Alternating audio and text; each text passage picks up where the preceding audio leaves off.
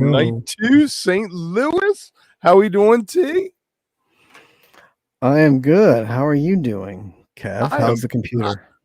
I'm pretty pumped. I think we're doing good.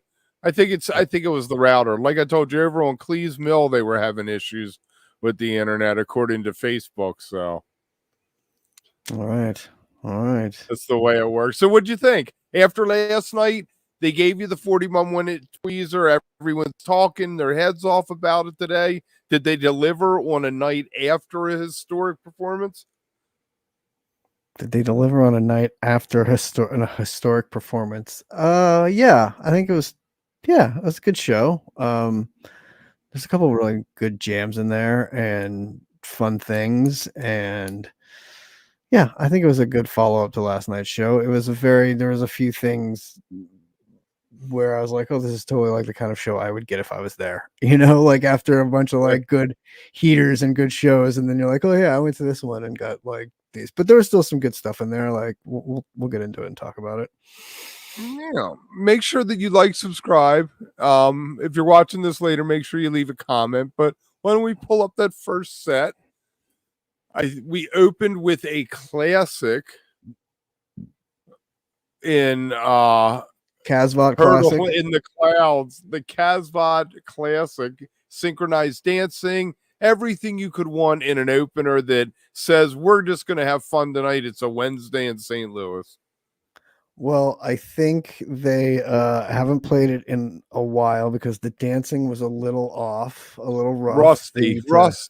They need to warm up a little bit, like get back to practicing the dance moves. But they did. There's a couple songs tonight that they actually brought back from the last time a few years ago in 2019 when they were in St. Louis, and this was the first of them. This one actually was an encore night one, which was the opening night of summer tour that year. And it was the encore, the first encore that night in the show. And so tonight it was funny to see it open the show. But yeah, to your point, super fun. Like I love fun openers. It's right. It gets you in the mood. Like, right? Come on. Like so fun. Nice. And I love even screwing up the dance moves are funny, or like being a little rusty on them are funny. And I thought even when they were doing their moves, if you go back and listen to Page, he is fucking ripping it during that like little interlude there that they have. St. Louis. Man, he's got some really fun synth, even a little like some of that, like it was really fun to listen to. So yeah, if you listen back to it, definitely check it out when they're doing their routine. Page is fucking going off. It's awesome. So and then we get my new favorite number 2 song. Your new favorite, Stranger. Yeah, I think it just makes Moma look like I don't know. It's lapping it. It's funky. It's got a cool lyric to it. The chorus, at least. The verse is a little iffy, but the chorus is cool. And it's fresh and new, where I've heard lots of Momas in the 2 spots. What was your last one though? What was that, a Wave of Hope? If this is your new one, what was your last? Oh, I don't know if I want it as a jam vehicle as much as a way to get the crowd's butts moving. Everybody's up out of their seat. You got your backfield in motion, Okay. All right.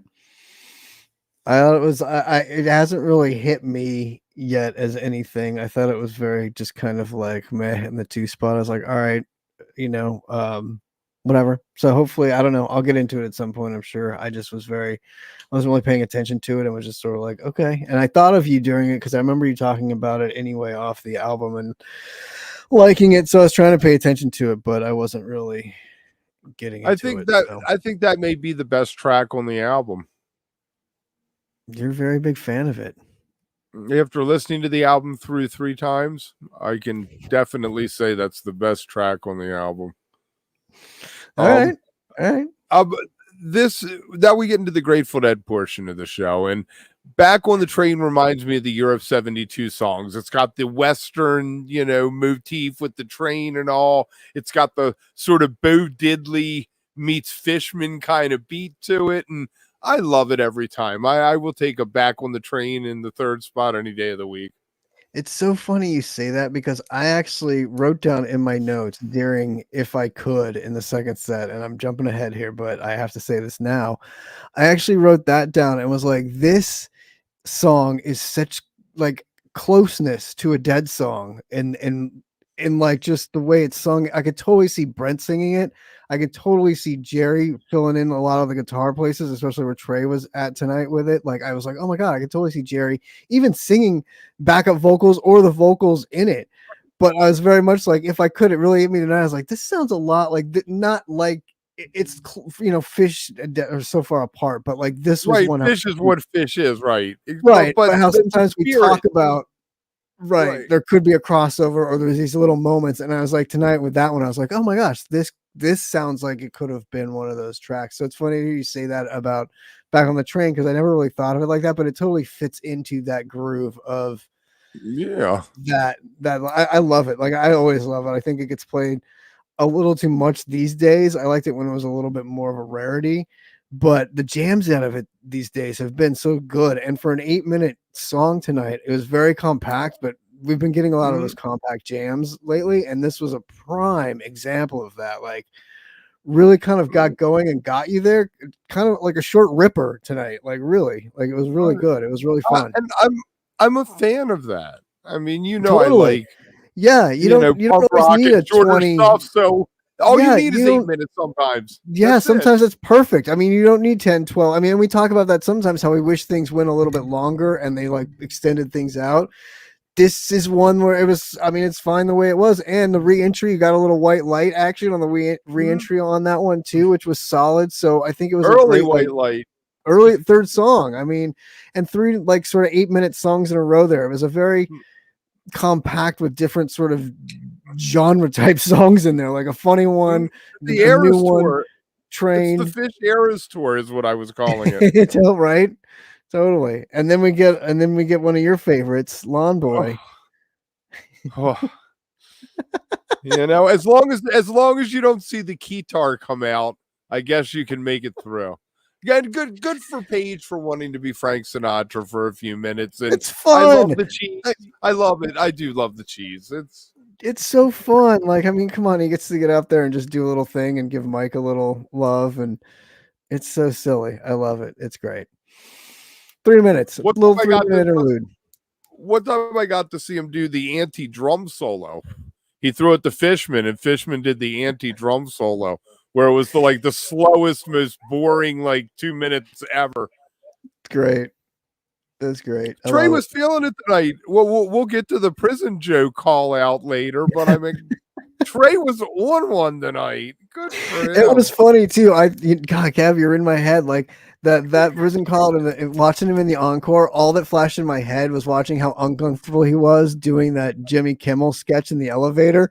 All the other guys were so silly, funny, and Trey looked so like, don't mess up your line, so uncomfortable. And then you see him tonight kind of in this comfortable, silly, stupid element. You're like, oh, it's so funny. Like, put me live in front of 17,000 people. I'm all good. Put me in an elevator with the roots and a camera. It's the camera, right? It's like, stick that camera in my face. And I'm like, no, killing my soul.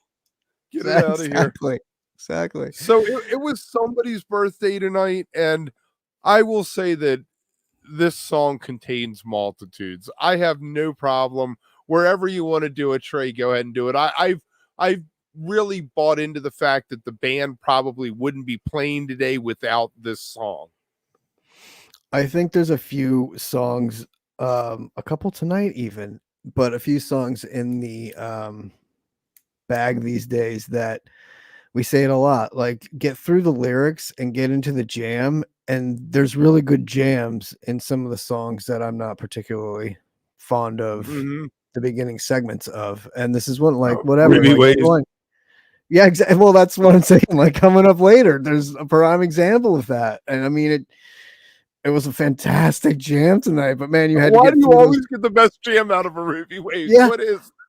Because you have to pay the price. It's you got to go through hell to get to heaven. Across the river Styx, you have to pay the boat guy. Exactly, you got to face the demon first.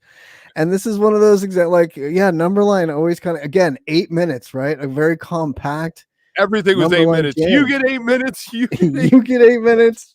See, Yeah. I love it. Good for that. Horn, I am huge one, and a lot of people don't like Horn. Apparently. I am not one of those people. We do get that a lot. It's kind of like my sweet one type things that people are like, I hate. Like you're like, dude, 3 minutes, 4 minutes. It's a fun song. It's on their best album. Very well composed. It sounds cool. It's a fun song. Y'all can go away with that nonsense. No, I love it. It's always one of my. All right, so I call Pebbles the third best 2.0 song, and I was very happy to see it get some love tonight. I love Horn Radio Star Killer. Nice. Hey, this is good. Monday Green, my corn. There you go. Oh, number line stinks. 97 Ghosts. He's not a fan. Not a fan of the number line. All right, that's fine. I hear you. Third best. What are the other two, Kev? A song I heard the ocean sing and 46 Days. Okay. I would put probably 46 Days is a rock and roll song about some nasty stuff that was going on, and good for them for still playing it and rocking it out. And song I heard the ocean sing is a song about mermaids. And if I could grow fins, I would probably grow fins and take up with a mermaid.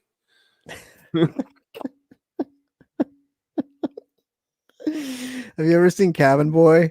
Sorry, we're gonna go off here for a second. This is why Tim hates us being on our own with Chris Elliott and everything. Yeah, where he falls like in the Sharky guy. Oh my god! If you guys have not seen that, that is a fantastic movie. Go see Cabin Boy. But that's what made me think of that, like the swimmer chick and then Sharky.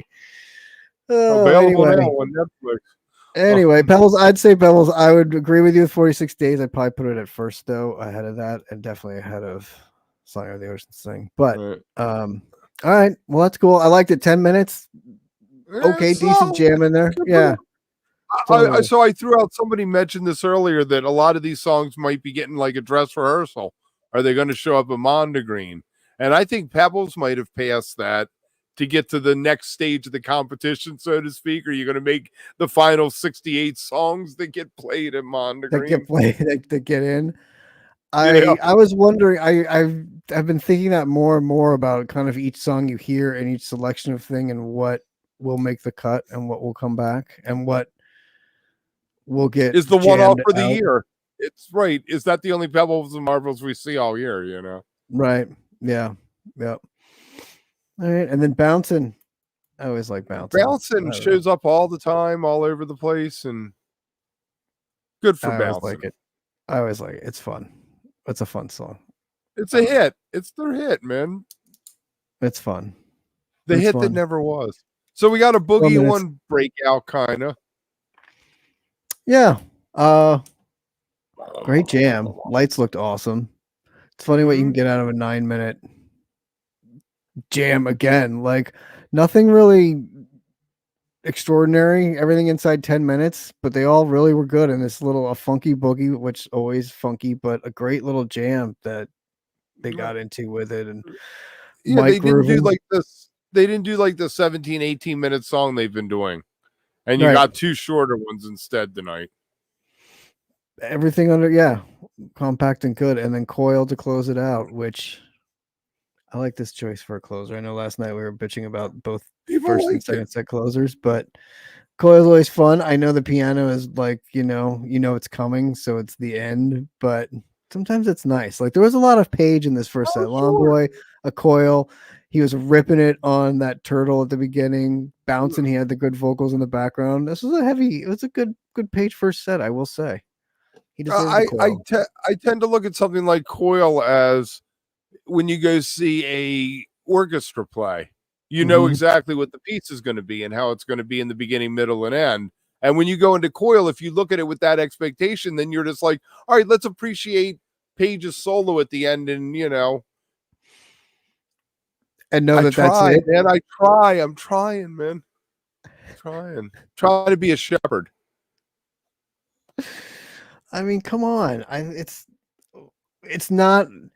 If you're not going to do the rocker that we always talk about, like to close out the set that we Jones for, I'm okay with it being a Coil.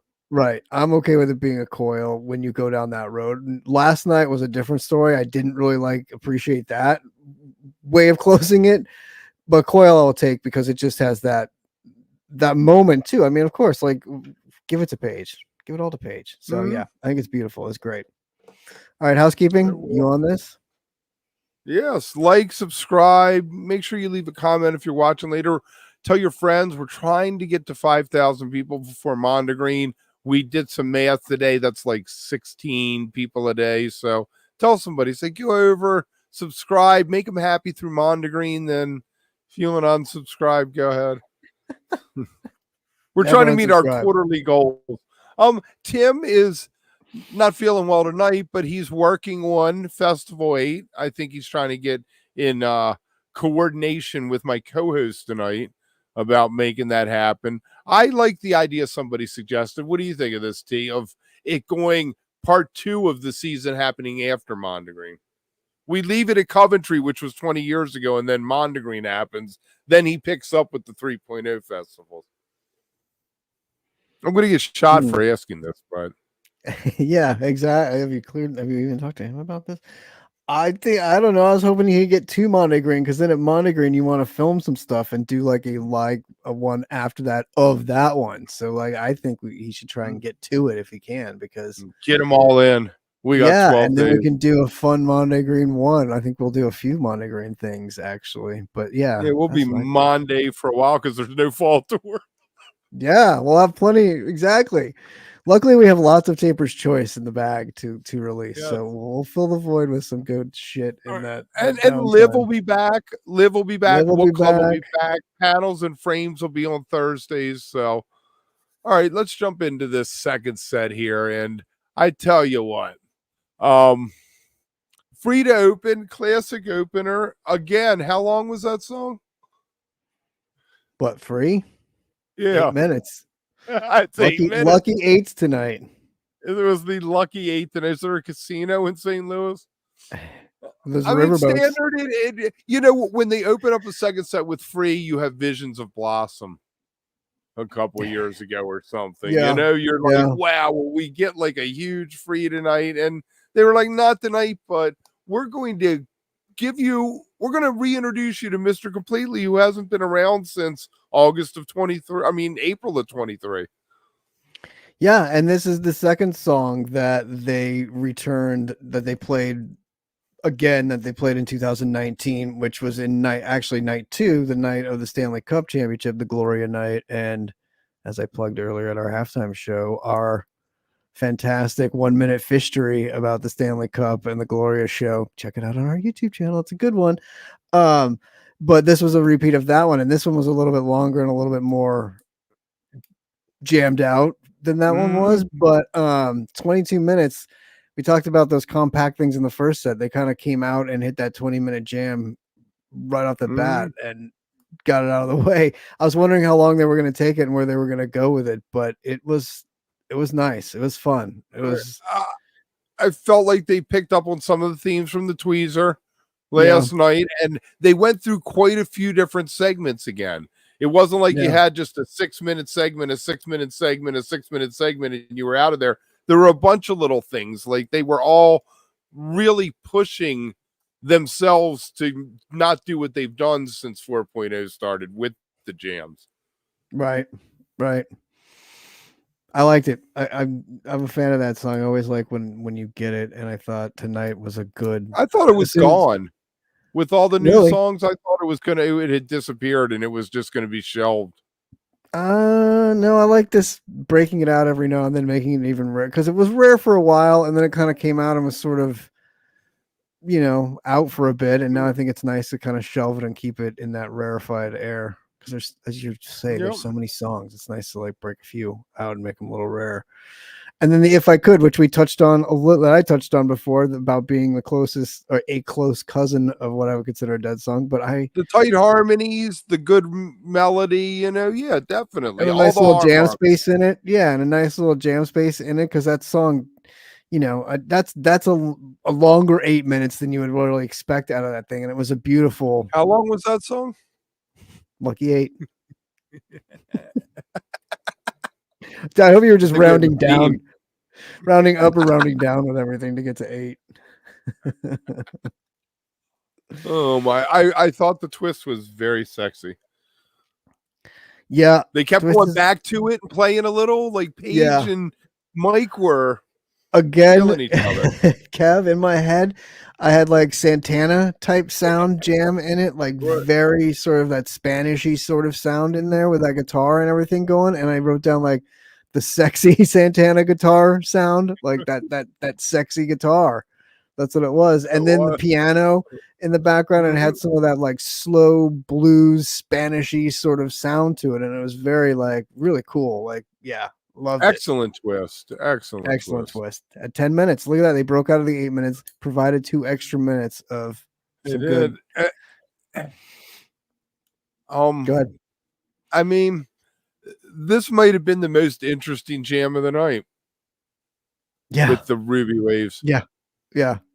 I think it was interesting, and I think my favorite actually. Like as soon as it came on, I was like, "Oh man!" I was in the kitchen. I was like, "Okay, well, I can continue doing what I'm doing until the lyrics stop right." And you're just like, "Oh god!" And even when you try to listen to them, you're just like, "These are so bad."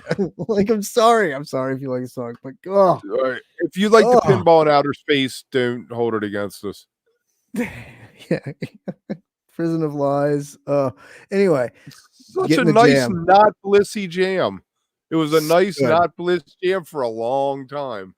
So good. Like some synth in there again. Bleeps and bloops came in again. Like this one had a little bit of that leftover from last night in it too, I thought, in some of that. And it was good. And it was really, it was tasty to get through that. And like, yeah.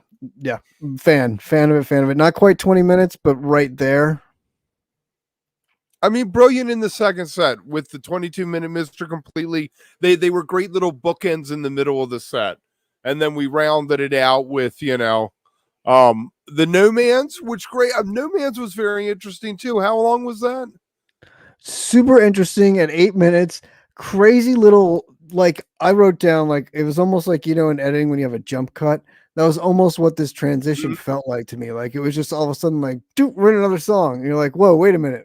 We didn't really it was just sort of like, and then we're in it. And you're like, whoa, that was like a total jump cut. Like it was really kind of weird.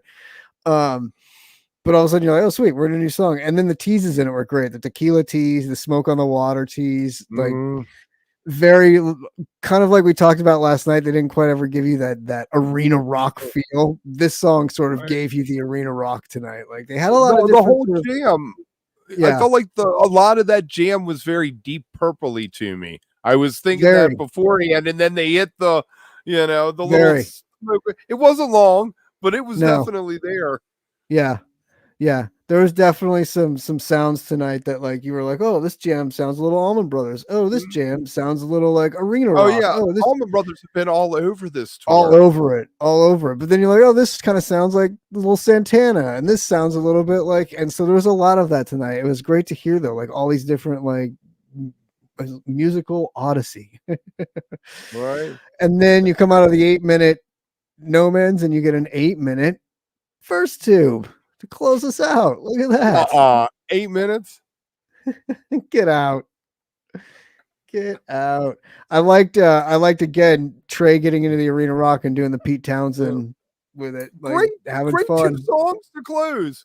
Great 2 songs to close out the set there. It was Ruckus, a 1-2 punch there. And we always talk about not need to be 20 minutes. Sometimes we always talk about going out with bangers, and this was 2 bangers to go out on. Like we got to give it props where it's due because we always bitch about like the other side of it. This was one that we will remember. Like 3 songs really coming out of that Ruby Waves jam into the jump cut into the No Man's and then into the first 2 was just fucking like a fantastic last 2.5 runs of songs to close out the set. Awesome. Right, leaves you smiling, and when the lights come up, you got microphones out there. Your mind runs wild. Am I getting a Sweet Adeline? Am I going to get a little Freebird? No, you're going to get Grind because that's the only one they do anymore. That's right. And I don't even know who does the math. I guess it's easy now. Yeah, because you just keep There's got to be like an to online calculator. Put in the day you were born, and it'll tell you how many days you've been alive. They're at 87,530 days. It's a lot of days, man. A lot of days. Good for them. 2-minute grind. But look at that. A 2-minute grind and a 6-minute miss you would be 8 minutes. So you had an 8-minute sort of first two songs. And Trey made a prison joke. He also was like, you want to hear a couple? I mean, he was being very chatty. He isn't normally that chatty. And if you haven't heard the prison joke, you got to go look it up yourself, because I'm not trying to get kicked out of YouTube for telling it. Well, I thought what he said was, I thought what he said was, because I thought Fishman said once is enough with that one, and then yeah, he did. Like, Trey were talking about something, and then Trey was like, twice is enough. Like joking, like that was funny. Anyway, God, Miss You is ever since I found out what it was about, I struggle with even listening to it. I'm like, I don't want to know that much about your life, Trey. Yeah, it's one of his those songs. I mean, it takes a lot to lay your soul out there like that. I will give him props for just bearing his soul and singing that song. But for me, hey, Harry Hood, let's talk. Well, yeah, it's one of it's hard for that song to have a place too, because if it's in the set, it's hard. It's a hard come down right there to then get back up. Got to be an encore. Got it. So probably the best spot. The prime spot for it, if that's where it's going to be, because it's after grind, so you're kind of getting the double bonus, so to speak, and you know you're getting the next song too, so you can get through it without being like, okay, something else. So it was nice, and I thought Hood was awesome, like appropriate song to put there too, and great jam. I send a shout out to Mike Lowe Hall over on Twitter? I have dubbed him the Hood Whisperer, because he's always like, sounds like there's going to be a hood tonight in like the middle of the second set. I'm like, what, is there some secret code that you like divine out of the middle of some other jam? But he nails it more often than not, and called it again tonight. Good for him. Feels like one of those hood nights. I feel it coming. Yeah. That's great. He didn't get hoodwinked tonight. It was nice. Dun, dun, dun. I liked it. I love the jam. It had a great slow build, which it always does, but I love it when it has a little bit of extra oomph to it. And 12 minutes, it was fantastic. Loved it. Like great, perfect. Great encore. Great encore. Good show. Perfect, good 2 nights. Fun little Tuesday, Wednesday midweek shows in the Lou. Yeah, I hope everybody had fun. And yay! What do we got? What do we got next? Three of us this weekend? Is it going to be all three of us this weekend, T? One night probably. One night we'll probably do. We'll see. We got Mondegreen. Well, hopefully we're going to be able to make an announcement soon about Mondegreen. Like, it's something we want to set something up where we get to meet some people, because I mean, what better chance are we going to have than 50,000 PHiSH fans in a field to meet a lot of you people? So make sure that you're following on the socials. And again, like, subscribe, leave a comment if you're watching later. You got anything else, T? No, Sean had asked me earlier what I thought about the mics with that week of Pog before. It was very good. Very, very, very, very good. The with Kappa? The with Kappa. I'm a big fan. That's acceptable because it's something fun and different. Instead of hydrogen, right. And out of the zone of what you normally would hear. It's funny you say he brought that up too, real quick. Funny thing, I was looking at songs today, and I have like 24 Weeka Pogs, but only 21 mics, and then only 8 hydrogens. So you don't always. That's why I love it so much, because you don't always get it. Like, it's such a. I don't know what the hell I used to get in between there. I have to look. I have to figure what that was. Yeah, but that's a lot of simples. Even that's a lot. Like, I bet you got a lot of simples back in the 90s. 94, 95, that's 96. It probably gets giving me PTSD. That's why I can't handle it now. As I've seen so many, I'm like, oh no, I want that. Anyway, yes, the win was awesome. I was excited about that. I'm glad somebody brought it up, because I've been meaning to ask these guys about it, because I haven't been on lately. But thanks for asking. That's awesome, Sean. Yes, I hope you enjoyed it too. Anyway, all right, Kev, we out of here. When Friday night? Is that the next show? Yep. Yeah, play the outro music. Oh man, the outro music. I don't even know what it is. The rock? The rock and roll one. Rock and roll one, because it's the only one in here. Otherwise, it's tomato, marshmallow, melon, which I know we can't play. Yeah, I'm not trying to get busted. Thanks, everyone. We love you. No prison jokes.